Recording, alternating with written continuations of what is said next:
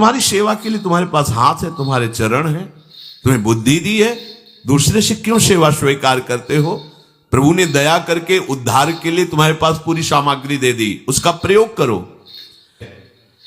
जिसने अपना परम मंगल ठाना है वो शरीर को कभी प्रमाद में नहीं रखता, चाहे गृहस्थ हो चाहे विरक्त हो। ये आलस्य प्रमाद किसी के लिए भी ठीक नहीं है। नियत समय तक सो जाओ, इसके बाद खूब मेहनत करो, चाहे गृहस्थ हो चाहे विरक्त। विरक्त हो तो खूब नाम जप, वाणी पाठ, ब्रह्मचर्य से रहना, आसनों में बैठना, हाँ सेवा करना, शारीरिक श्रम नहीं, खूब सेवा करो, धाम की सेवा करो, नालियां साफ करो, गलियां साफ करो, जो सेवाएं में इसे श्रम करो। ब्रह्मचर्य पचाने के लिए श्रम भी तो होना चाहिए। श्री जी की प्राप्ति के लिए मन वचन कर्म से श्री जी के चरणों का आश्रय लेकर के जितना आप अन्न डालते हो उतना आप इसका प्रयोग करो शरीर का। इससे ममता मत रखो। खूब धाम, पुराने संतों को देखो, सोहनी पकड़े कहां कहां तक परिक्रमा में लगा। हमने देखा है एक हरिदासी महात्मा थे, पीछे पानी घाट की तरफ उनकी छोटी सी कुटिया, किलोमीटर तक ऐसे ही सोहनी लगा रहे। वृद्ध वृद्ध महात्मा सेवा करें। अपने लोग जवान महात्मा होकर, शरीर स्वस्थ होकर, बेइज्जती सम, अगर सोहनी पकड़ के खड़े हो जाओगे गली में तो आपको लगेगा अपनी बेइज्जती हो रही है। वाह, कितनी बड़ी इज्जत है हमारी। स्वामिनी के महल की वीथियों में सोहनी लगाने में तुम्हें बेइज्जती लग रही, वो आचार्य चरण याचना कर रहे हैं। यत् किंकरीषु बहुशा खलुका कुवाणी नित्यम परस्य पुरुषस्य शिखंड मौले तस्या कदापि रसनिधेर वृषभानुजायात तत्केल कुंज भवनांगण मार्जनीश्याम। लाडली जो ऐसी कृपा करो कि आपके वृंदावन धाम में कहीं सोहनी लगाने वाली, पोछा लगाने वाली मैं बन जाऊं। मांग रहे हैं। एक से कहा भैया चाहे जितना बुरा प्रारब्ध हो, यहां जो भगत आते हैं उनके जूते साफ कर दिया करो, प्रारब्ध खत्म हो जाएगा। भाई आप समझो ये वो दवा है जो बेजोड़ है, इसे कोई काट नहीं सकता। अच्छा अगर ऐसे न समझो तो हम आपको समझा रहे हैं। गुरुद्वारे में चले जाओ, चाहे जितना बड़ा अधिकारी हो, सबसे पहली जोरी सेवा यही होती है, पादुका की सेवा करो। समझे में नहीं आ रहा तुम्हें? अरे जिसे हम हंसते हंसते कह रहे हैं वही तुम्हारे बंधन काटने का कारण बन जाए, यदि मान लो बात। पर वो हम जूता साफ करेंगे नहीं। मन से हम कितने गंदे हैं ये हम नहीं देख पा रहे हैं। वो तो बाहर वृंदावन की रज उनमें पादुका में लगी, छोटी मोटी बात नहीं है। पादुका जो रखी है ये बंधनीय है। आप इनको ऐसे साधारण जूते मत समझ लो, ये रज में चलते। एक दिन एक ब्रजवासिनी माई रोटी रखे, उसके ऊपर पादुका रखे, एक हाथ में लाला लिए और एक हाथ में जल का ऐसे लिए जा रहे। उनका अभ्यास ऐसा। अब पादुका पहन के चलने में परेशानी होती थी। तो कोई एक संत थे और बाहर से आए हुए थे, वो हंस दिए कैसे बावरी रोटी के ऊपर जूता लगा।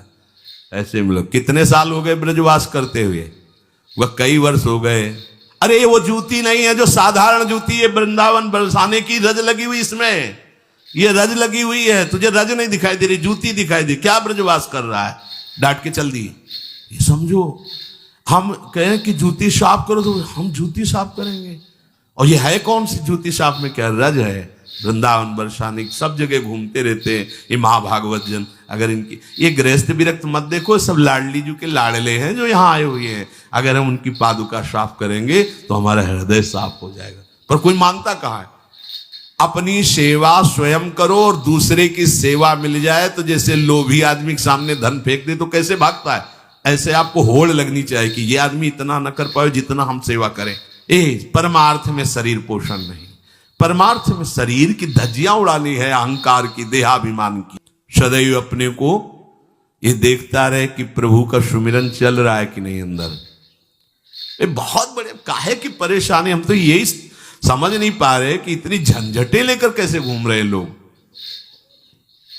अगर हृदय में राधा राधा चल रहा है, आप व्यापार कर रहे हो, नौकरी कर रहे हो, गृहस्थ हो, विरक्त हो, जो भी, अब आपको चिंता क्या होनी चाहिए? देखो ना, थोड़े दिन ऐसे चल के देखो, हर कार्य बहुत अच्छा होता है जब भगवत सुमिरन पूर्वक आप एकाग्रता पूर्वक कार्य करेंगे। हर कार्य में आपको आनंद आएगा।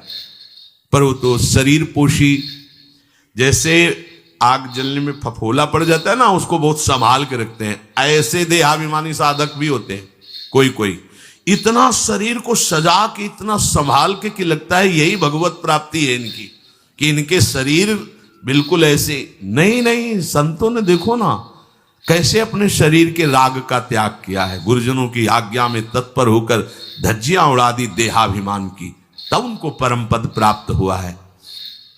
अपने शरीर का राग रखने वाला परमार्थ में कैसे चल सकता है? कब तक फंसे रहोगे विषयासक्ति वासना में हो दीन? अरे कब तक मन में भरे रखोगे दुर्विचार दुर्भाव मलिन? जिन भोगों के लिए हो रहे तुम लालायित सुखमय जान, यही घोर दुख उपजाएंगे, बढ़ जाएगा अज्ञान। इसलिए छोड़ो सब आशा ममता, आसक्ति कामना मद अभिमान, एकमात्र शरणागत होकर भजो निरंतर राधे श्याम। आज पूज्य श्री प्रेमानंद महाराज जी ने हम सभी लोगों को बहुत ही उत्तम एवं शिक्षाप्रद प्रवचन सुनाया है। आशा करता हूँ इस शिक्षाप्रद प्रवचन से हम सभी लोग कुछ न कुछ शिक्षा अवश्य ग्रहण करेंगे और अपने जीवन को सुखी, सात्विक और सामर्थ्य बनाने का प्रयास करेंगे। मित्रों, अगर आपको यह शिक्षाप्रद वीडियो पसंद आया हो तो वीडियो को लाइक करें और अधिक से अधिक लोगों को शेयर भी करें, जिससे और भी लोग महाराज जी के इस वीडियो से शिक्षा लेकर अपने जीवन को सुखी बना सकें। अगर आपने अभी तक हमारे चैनल को सब्सक्राइब नहीं किया है तो तुरंत सब्सक्राइब भी कर लें, जिससे आपको नोटिफिकेशन के माध्यम से हमारे शिक्षाप्रद महाराज जी के वीडियो तुरंत प्राप्त हो सके। मित्रों, तो फिर कल पूज्य श्री प्रेमानंद जी महाराज का कोई शिक्षाप्रद वीडियो लेकर के आपके समक्ष प्रस्तुत होंगे। तब तक के लिए राधा राधा।